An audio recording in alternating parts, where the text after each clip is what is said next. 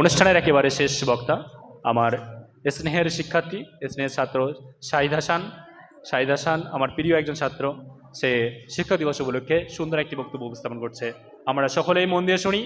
বক্তব্য শেষে সবাই তাকে হাততালি দিয়ে উৎসাহিত করব।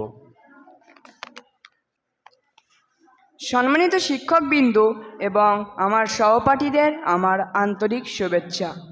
আজ আমরা সকলেই এখানে একত্রিত হয়েছি একটা বিশেষ দিন উদযাপন করতে। সেটা আমরা সকলেই জানি, 5ই সেপ্টেম্বর অর্থাৎ শিক্ষক দিবস। এই দিনটা আমরা উদযাপন করি কারণ এই দিনটাই একটা মহামানব অর্থাৎ ডাক্তার সর্বপল্লী রাধাকৃষ্ণনের জন্মদিন উপলক্ষে। তিনি 1888 খ্রিস্টাব্দে তামিলনাড়ুর এক অঞ্চলে ব্রাহ্মণ পরিবারে জন্মগ্রহণ করেন। আমরা সকলেই জানি শিক্ষক শুধু আমাদের বইয়ের দিয়ে জ্ঞান দেন না, শিক্ষক এই কঠিন বাস্তবতায় কিভাবে বাঁচতে হয় সেটাও শেখান। একজন শিক্ষক ছাড়া কোনো মানুষ পুলিশ, ডাক্তার, পাইলট, এমনকি একটা ভালো মানুষও হওয়া সম্ভব নয়। শিক্ষক একটা মোমবাতির মতো, যে নিজে জ্বলে অন্যকে বাঁচিয়ে রাখে। শিক্ষা ছাড়া কোনো কিছুই সম্ভব নয়।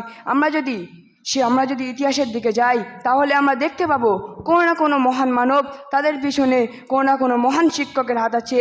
যেমন চন্দ্রগুপ্ত মৌর্য, তার পিছনে এক মহান শিক্ষক চাণক্যর হাত আছে। তার শিক্ষা বা বিদ্যা ছাড়া চন্দ্রগুপ্ত মৌর্যের অত বড় সম্রাট হওয়া তার পক্ষে সম্ভব ছিল না। আমরা যদি স্বাধীনতার দিকে যাই তাহলে আমরা দেখতে পাবো মহান স্বাধীনতা সংগ্রামী মাস্টারদা সূর্য সেন, যে তার ছাত্রদের প্রতি এমন আগ্রহ, স্বাধীনতার রক্ত টকবক করে ফুটিয়ে তুলেছিল।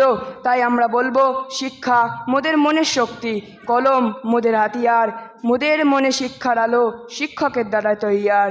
শিক্ষার আলো পেয়ে মোরা হয়েছি বড় ভাগ্যবান, শিক্ষার মশাল যুগ যুগান্ত হয়েই রবে তার দীপ্যমান। ধন্যবাদ।